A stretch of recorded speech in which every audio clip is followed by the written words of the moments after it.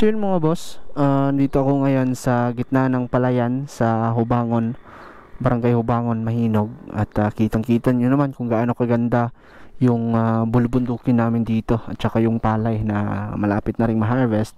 At saka dito sa side na to, isan yan yung cemetery namin. So itong nasa likod ko mga boss, ito yung tambayan, no? Tambayan to ng isang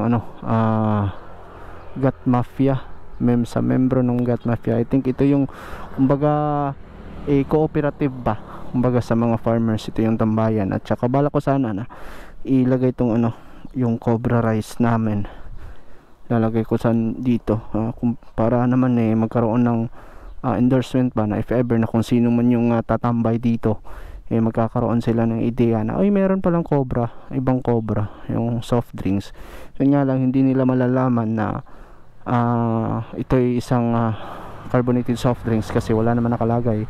At pagkakaalam na naman sa mga umiinom, yung mga consumer, is pagka may bagong cobra is, uy, cobra na yan, anong klaseng cobra to, para naman makita nila, pupunta sila sa tindahan, alam na nila kung anong gagawin.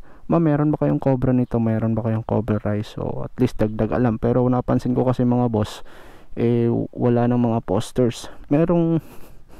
Merong bakas ng dito, staples, bakas ng staples ng gun tuckers, pero nahihiya ako mga boss na lagyan ko ng poster dito kasi kita nyo man ang linis-linis.